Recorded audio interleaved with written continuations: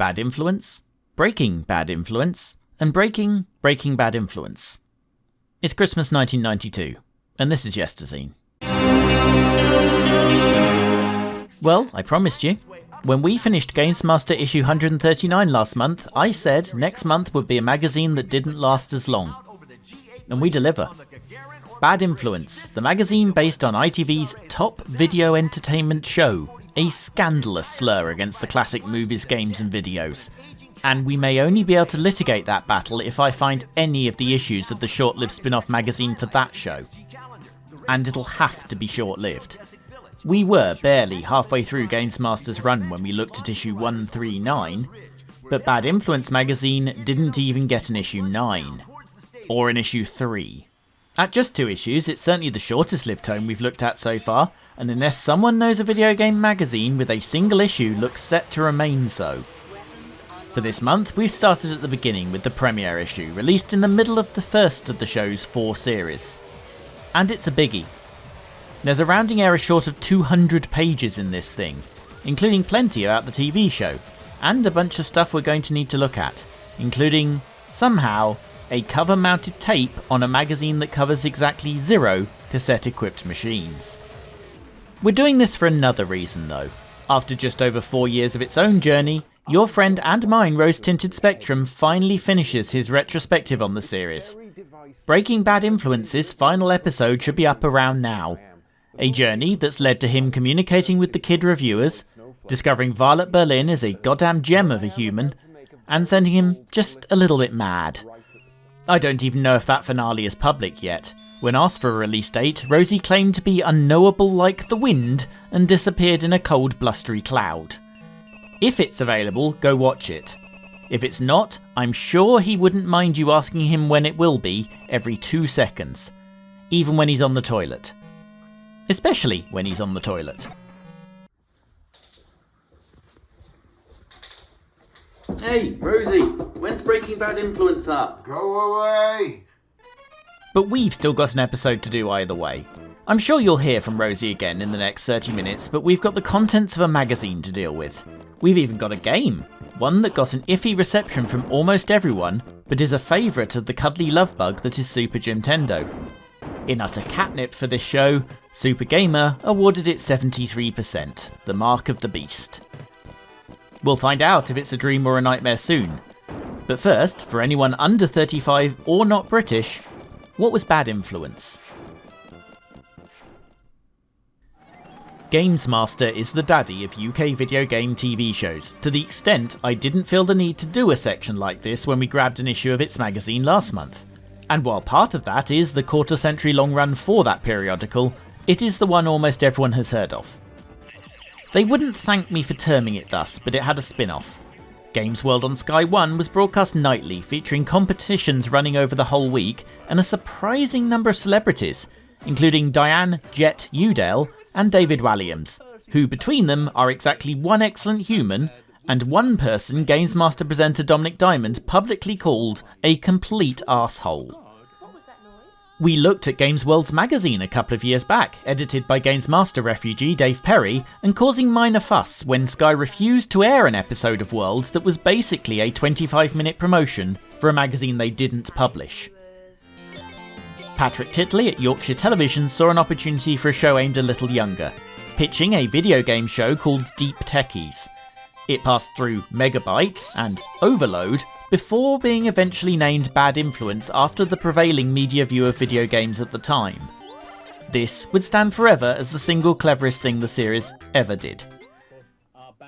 Like Games World a few months later, they hired a professional presenter not from the world of video games in BBC favourite Andy Crane, friend of Patrick's and known to millions of children from following Philip Schofield in the BBC broom cupboard.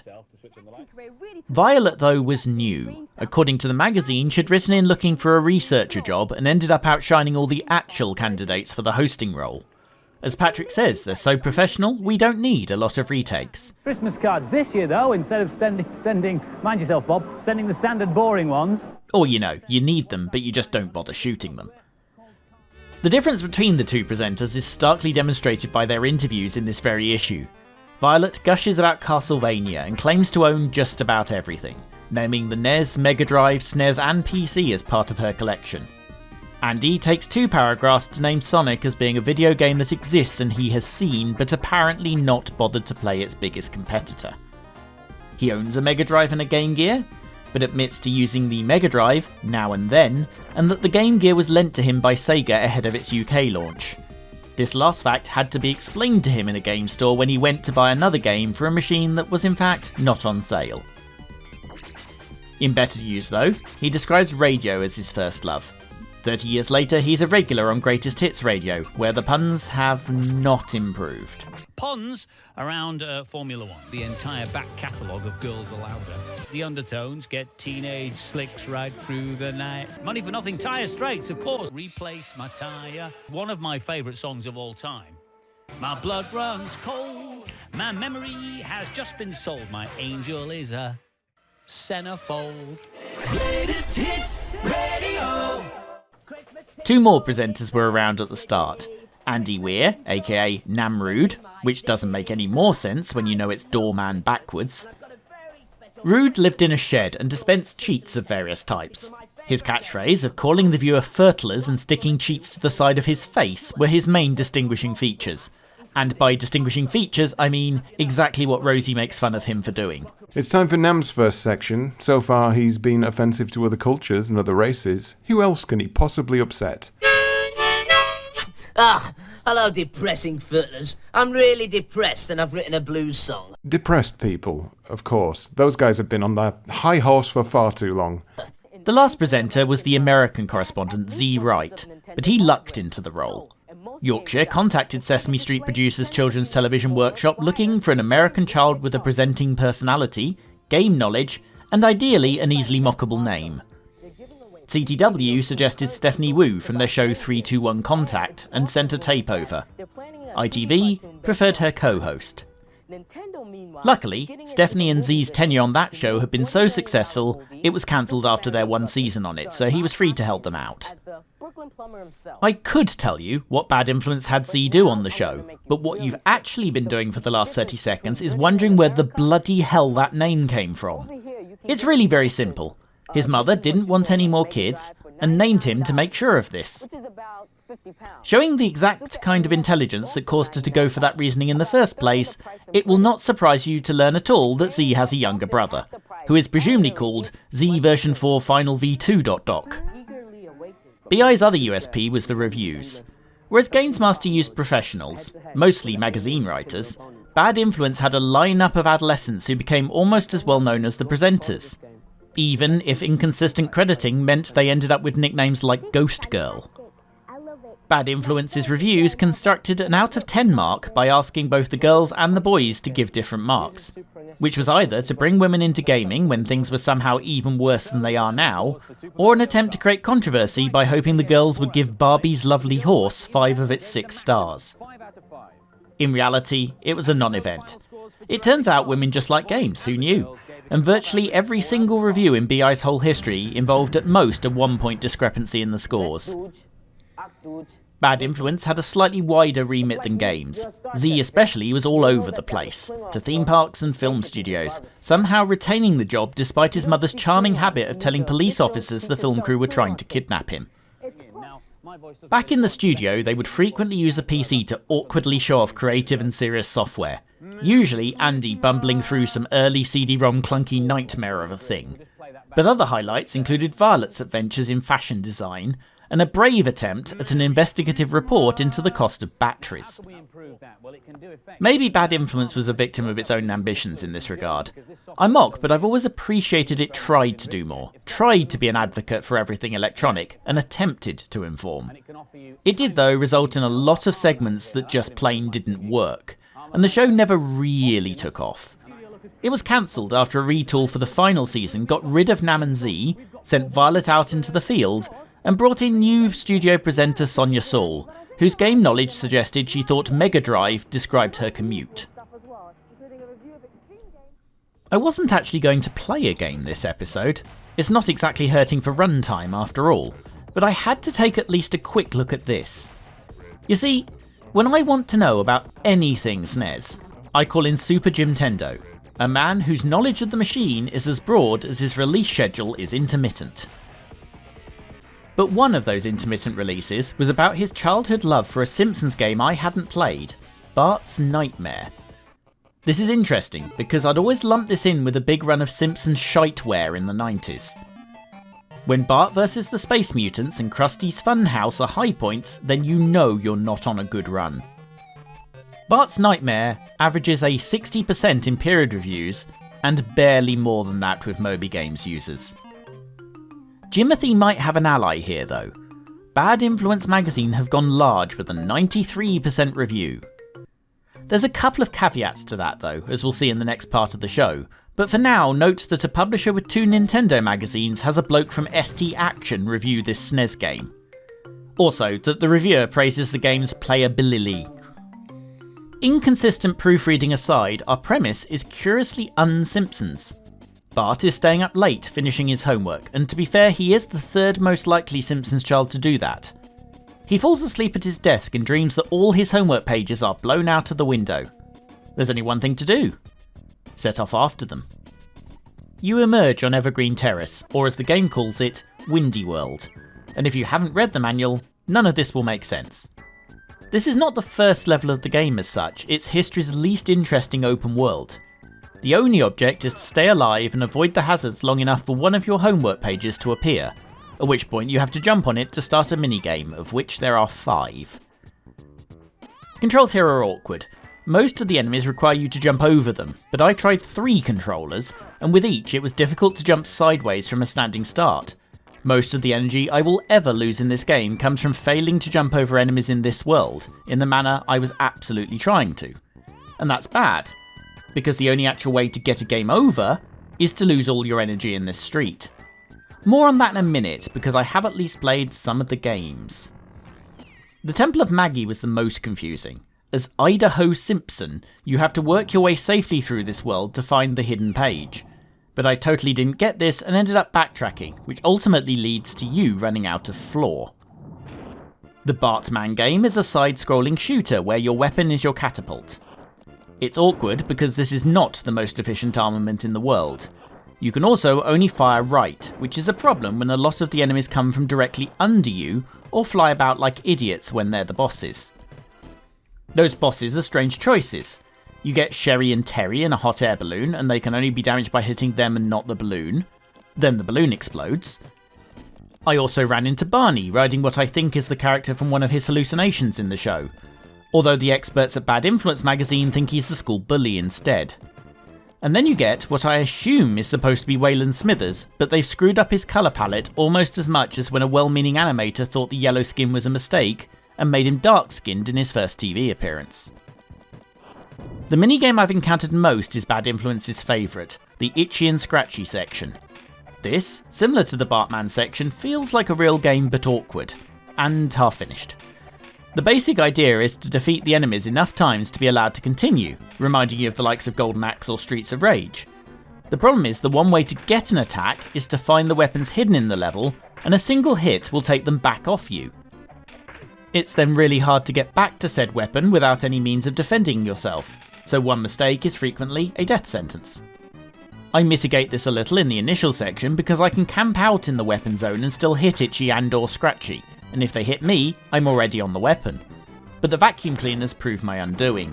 Not only are they surprisingly difficult to hit with the gun and quick to respawn, they can one-hit an entire life out of you if you get hit by what I think are sparks.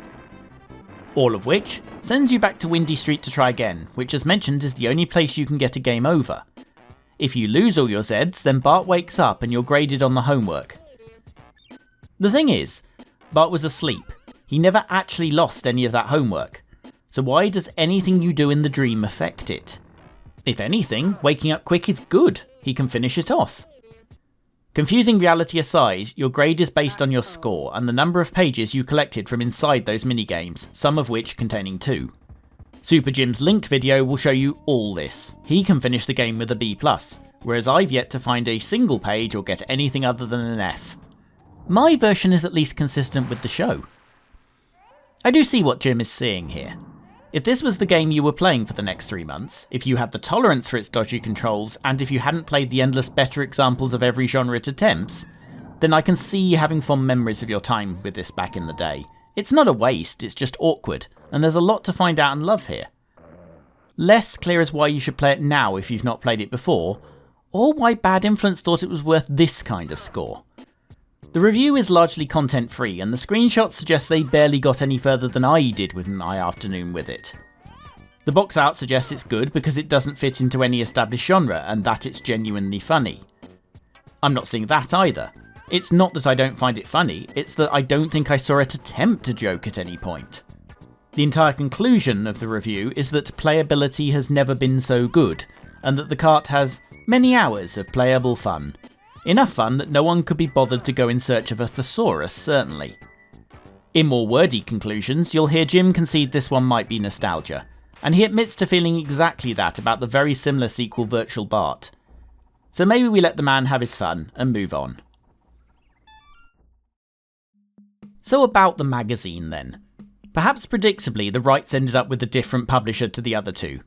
Games Master was at Future, Games World at Paragon, and Bad Influence was from Europress, the people responsible for all the Force mags, including Sega Master Force, greatest magazine of all time by default, and the likes of Amiga Action, greatest magazine of all time to absolutely nobody.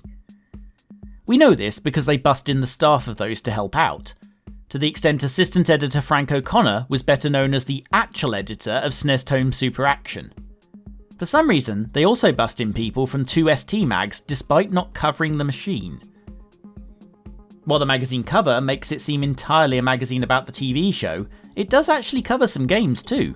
As you know, we've just spent 10 minutes playing one. You wouldn't know from looking at this though, because wait, what? If you're thinking isn't 1992 a little late for tape games, you'd be right. The Spectrum was about to be discontinued, the CPC was already gone, and the C64 got a little longer, probably because the rapidly cratering remains of Commodore International hadn't noticed they were still making it. For some reason, someone involved in this whole process thought the right way to approach launching a games magazine was to spend a whole lot of money cover mounting a music cassette. Conveniently, they left side 1 entirely blank, allowing you to create your own cover tape from any other game you happened to find in the playground. Side B, though, contained an exclusive sound that was taking US dance floors by storm. A new supergroup featuring the members of Control, fresh from being what I'd optimistically describe as a quarter-hit wonder, and the vocalist from Chart Toppers' Love Decade. And by Chart Toppers, BI means a number 14 and a number 34. The result explains their presence on the tape, a song called Bad Influence, which despite having absolutely nothing to do with the TV show, earned them an appearance on it ahead of their tilt at Christmas #1, a process I'm sure will be entirely helped by giving away the single on the front of more magazines than the #1 generally sold at this point. Bad influence. A bad influence. You're probably excited to know if they did indeed make Christmas #1, and if so, you're way too into this because you know damn well they didn't. In 1992, Whitney Houston set up camp at the top of the charts and couldn't be moved for nearly 3 months. Not only was Brooklyn not Christmas #1, it didn't make the top 75. In fact, I can't even find any evidence it got released at all. The copies floating around Discogs and the like looking suspiciously like promo white label releases. And while you'll find both Love Decade and Control on Spotify, there's no sign of this incarnation of Brooklyn at all. So how about some games? First, I'm going to take the chance to nerd. The competition here, based on Nigel Mansell's World Championship, a game starring a man who literally couldn't be anything but from Birmingham with that moustache, and offering the chance to win a trip to the British Grand Prix. It uses a silhouette of a track in Mexico. And not, and I want to be very, very clear on this, Suzuka. Thankfully, I'm distracted from F1 by an advert for games on history's greatest console, just before it enters the last great year of its life. Confusingly, the retailer Special Reserve chooses to illustrate it with a screenshot from Street Fighter II, a game that wouldn't be released on the machine until 1997. But forget all that. You can get all-time classic Enduro Racer for under a tenner, and everyone who can get Master System in Jurrasic for under a tenner should do. Still, reviews, and unfortunately there's not a ghost girl to be seen. Violet does pop up to say some words that she totally wrote and knew about, but mostly these reviews are clearly being written by people from the other Europress magazines. In this case, the culprit seems to be someone from ST Action. Despite a pair of Nintendo magazines being involved with this one, they've got the Atari man to review possibly the biggest SNES title of all time, and that's not just the £64 they'll charge you for it. This will stand as the highest score in the issue, but Bad Influence is not a magazine that marks harshly. For instance, Lemmings 2 on the Amiga also gets 96, and they even got someone from an Amiga magazine to tell you this. It takes until the 5th review, Robocop 3 on the SNES, for a score below 90%. It got 78%. Superplay considered it a 5 out of 10. We've already seen the 93% for Barts Nightmare, but another 93 goes the way of Domark's Dragon's Fury. I don't disagree, it's a game we've seen before on this show, but the review of this Mega Drive game is covered by Steve McNally of Amiga Action and noted games playing game player Andy Crane, who absolutely talks like this and totally wrote this section.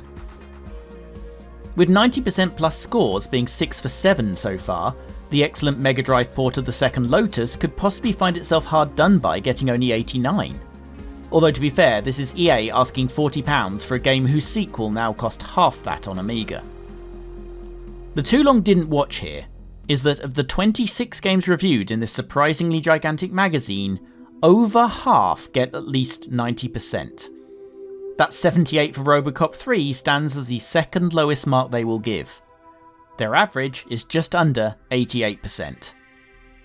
To be fair, the otherwise high marks are at least partly a function of the choice of games. Street Fighter 2, Lemmings 2, Road Rash 2, Pinball Fantasies, all absolute classic sequels, and only in Lemmings' case do I suspect I'll get any debate in stating all were considerable advances on their predecessors.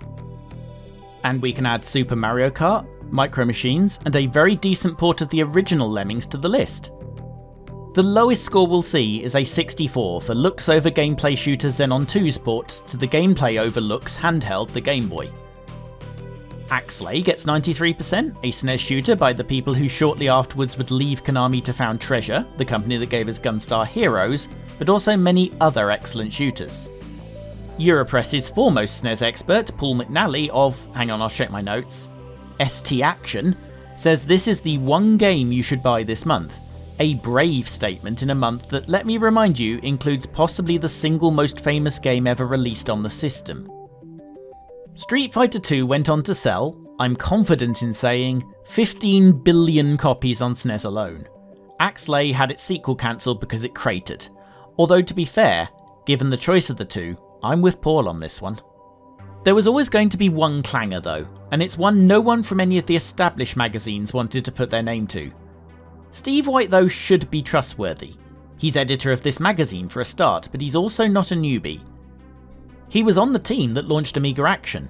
He moved with the title when the original publisher merged with Europress and became editor.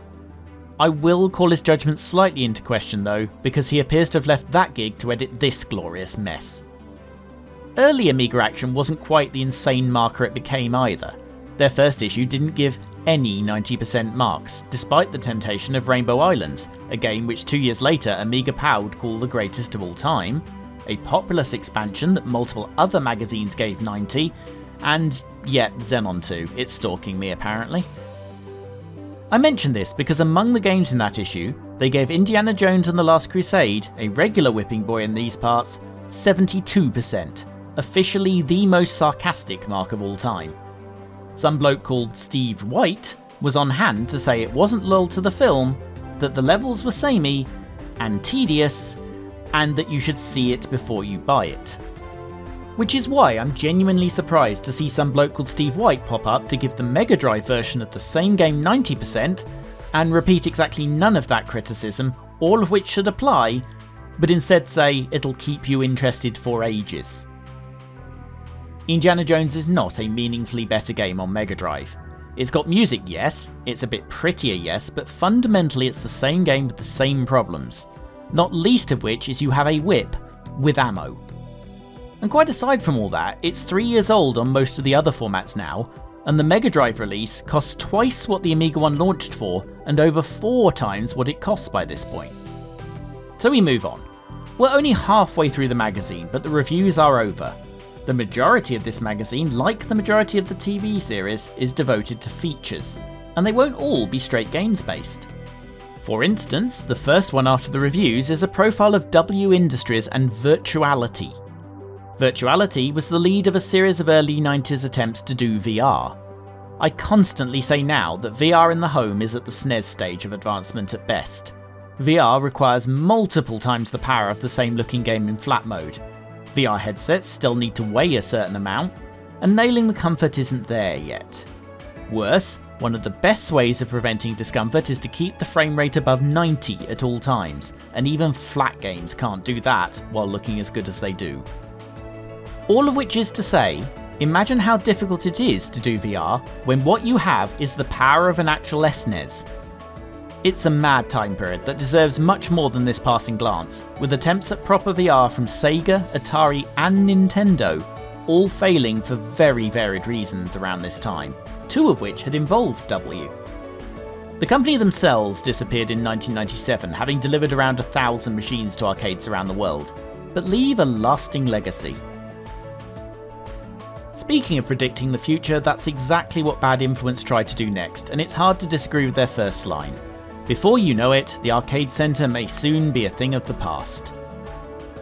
But here we sit 32 years later, and the arcade as we knew it in 1992 is indeed all but dead. There's some excellent pay-once arcades, like Arcade Archive, hosted in the same building as the RMC Cave in Stroud. Or you find a gimmick, like combining them with a vegan restaurant and pretending there's actually a place called Norwich. But the traditional arcades are mostly gone. The Trocadero is a shadow of its former self, unless you want to pay £8 for a Pop-Tart. The famous Namco Funscape nearby closed in 2021.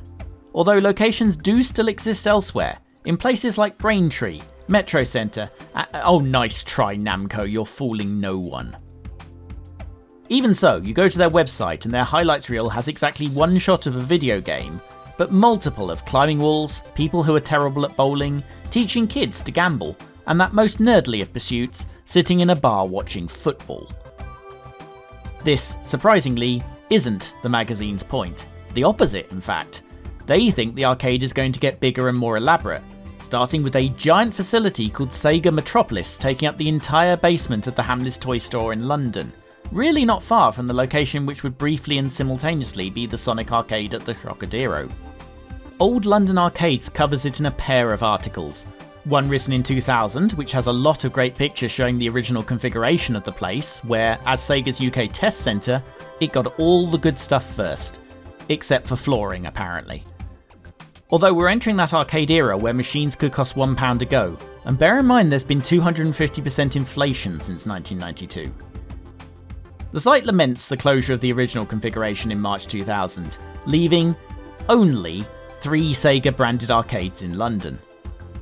After the closure of the aforementioned Sega World, the second Namco location in London, and Funland, he wonders how long the arcade in London will survive. And well, he might.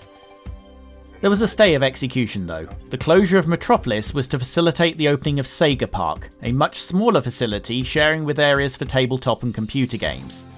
It still had room for most of the Sega classics though.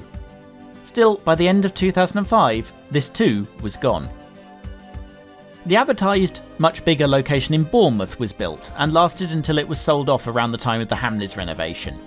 Its fate was predictably to become part bowling alley, part dodgy casino. Bad Influence point out this was all an extension of Sega's own Club Sega arcades in Japan, but of course while at least some of those do still exist, Sega sold off their interest in the business in 2022 and they're now called Gaigo. Between articles in Video Games Chronicle and jobs in Japan, we learn that even there, 90% of arcades are now gone. But enough of mourning the loss of the arcades. What's coming along for us to play in 1993, the standout year for the 16-bits? They go by publisher, which is going to neatly give us a snapshot of who they considered the big names at the time, and I guess it's not a surprise to see that led by Ocean. The kings of the license are in their pomp here, with some games we've already seen on the show. They highlight the hard as balls Pugley's Scavenger Hunt and the semi-successful Cool World, both of which we looked at in the same episode, making that the one I should put on the end screen of this one, I guess. Combined with the deeply average Lethal Weapon and a port of a game we know damn well has already had a sequel, it's frankly a slightly underwhelming view of a publishing titan. Ocean were not super long for this world anyway, soon to start a trail of acquisitions that led to them being part of the whole early 2000s iteration of Atari screw up everything, and they'd be gone as a name shortly into the 32-bits generation. Still, maybe things will improve for Domark, certainly once we get past Super Space Invaders, a member of the 73% club. And Road Riot 4-wheel drive for the Mega Drive, which is 73% worse than that by virtue of never being released. A lucky escape really. Superplay gave the SNES one 20% and the fulsome praise, the worst driving game on the Super NES by miles. And was only saved from being the lowest score of the issue by Pit Fighter, which was by the same people. Speaking of, the Master System version of Pit Fighter is also in this section, and is usually the end of the sentence whenever I say, the Master System has very few truly awful games, but there is 2% Amiga Power rated International Rugby Challenge, and Clax, a game Dave from Zylog and Moto pretty much considers his nemesis. Paperboy 2, recent recipient of 2 out of 5 from the same channel, is probably the high point of this entire section. In any case, Domark were not super long for this world anyway. Soon to start a trail of acquisitions that led to their stuff mostly being part of the franchise fire sale that is Square Enix. US Gold is where things start looking up, with some games we've been mentioning recently on this show. They've got the computer conversions of Street Fighter 2, which admittedly are in some cases, there was an attempt, but were gobbled up by desperate owners of the 8 and 16-bit beige wedges, except the CPC for some reason. The groundbreaking Legends of Valor gets a shout out, as does Delphine's excellent Flashback. Just don't ask about the recent sequel. US Gold, of course, were not long for, well, you see the way this is going. Part of Square Enix again. Microprose's lineup is actually short on games anyone would remember now. 1993 would turn out to be a quiet year for the legendary sim publisher, with the most notable titles in reality being their remasters of Pirates and Railroad Tycoon, just in case you thought that was a new trend or something. And also the slightly infamous Subwar 2050, not so much for the game, as Amiga Action blatantly reviewing the PC version. In the event, it's not good news. The recently released naval simulation Task Force 1942 has an Amiga port coming, in time for Christmas, except it doesn't, and never did. Okay? So let's look at the recently released horror RPG The Legacy, has an Amiga port coming, early in the new year, except it won't, and never would. But that's okay, because recently released flight sim and strategy game Advanced Tactical Air Command by those legends at Argonaut has an Amiga port due out in January, except as I'm sure you've predicted at this point, never happened. It's a poor coincidence. Despite this, Microprose hadn't abandoned the Amiga entirely, although cancelling 3 virtually finished ports at short notice implies one board meeting that went really very badly. Nonetheless, Amiga versions of games such as the aforementioned Pirates and Subwar, as well as XCOM, and for some reason Pizza Tycoon, were released over the next 2 years. The original incarnation of Microprose, of course, were not long for, Atari again. Oh, also Sega, a publisher that has ruined my payoff by continuing to exist, have some game about a hedgehog coming, but who cares about that? There's one more big section in Bad Influence magazine, and it's going to take up the next 40 pages. The Guides and Cheats section. It's not a surprise. In its first 3 years, the show spent as much time on them as they did on reviews. There is one curious claim though, that no magazine before December 1992 had ever printed a complete solution to a game. That's interesting. I must have imagined this complete walkthrough for Time Machine in a 1991 issue of The One. Or this complete solution to Space Ace in a 1990 issue of CVG. Or, this complete guide to Cult, from the first issue of Amiga Action, from the same publisher, and on, of course, which the editor of this magazine actually worked. Gigantic hyperbole own goals aside, it's at least a more comprehensive section than almost any magazine I've ever seen. The 6-page Zool guide maps every level in the game, although they understandably don't go quite that far for either Super Mario World or Zelda. Does that mean those aren't complete guides though? They also devote 3 pages to Indiana Jones and the Last Crusade that somehow isn't just the sentence, "the only winning move is not to play." To give them their due, the Street Fighter II guide is especially good, giving specific tips for how to defeat characters depending on which one you yourself picked. So long as you picked Ryu, Honda or Lee anyway, the complete guide doesn't give you any help for the others. There's a house ad for all Europress's other mags, several of which have staff that are now going to be strangely familiar. I'll admit I'd forgotten a couple of them. I don't remember either PC Today or PC Home for instance, and from the covers I'm not sure I could tell you what was supposed to be the difference between them. And I didn't even know there was ever an Acorn magazine. That's my bad though. Acorn Computing is badge new here and would comfortably outlive several of the magazines on this page by still being around in 1995, but it had begun nearly 10 years earlier as a BBC micro magazine. We're nearly done here now. The back of the magazine is devoted to a buyer's guide for all the currently available machines, including ones the magazine itself was not covering. We're not here to litigate top 10s, although if that's your thing, make sure you tune in next month, but I can't help but notice some weirdness. The Amiga number 1 is Kickoff 2, when Sensible Soccer exists, and includes the first Lotus over the then current one. Also James Bond, so I'll move on quickly before YouTube restricts this video. And you know what? I love all machines despite being by nature a Sega kid. But even as the SNES hits its first Christmas, if you offer me its top 10 or the Mega Drives, I'm putting on a Nintendo hat. And not just because a recent POW got me semi-addicted to Super Celeste. You do sometimes get a different perspective on history in these things. There's the old argument over the Great Video Games crash, which was largely not noticed outside the US. A more contemporary confirmation of this here, as Bad Influence's introduction to the NES directly blames affordable home computers for the VCS's troubles. Interestingly, in a country that Sega owned in the 8-bit era, in late 1992 the NES was outselling history's greatest console, although the Master System was about to experience possibly its greatest year, and the NES's best games were almost all behind it. Outrun Europa doesn't make the SMS top 10, and I mention this only because it does make the Game Gear list. The two machines are near identical, to the point there's a few Game Gear releases, Europa among them, that are literally an SMS-ROM in a Game Gear shaped cart. The other big surprise is that Link's launch sensation Blue Lightning doesn't make its top 10 despite them finding room for Shadow of the Beast and Paperboy.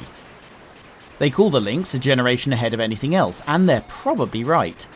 A genuinely more powerful, dedicated handheld probably didn't appear until the Game Boy Advance nearly a decade later.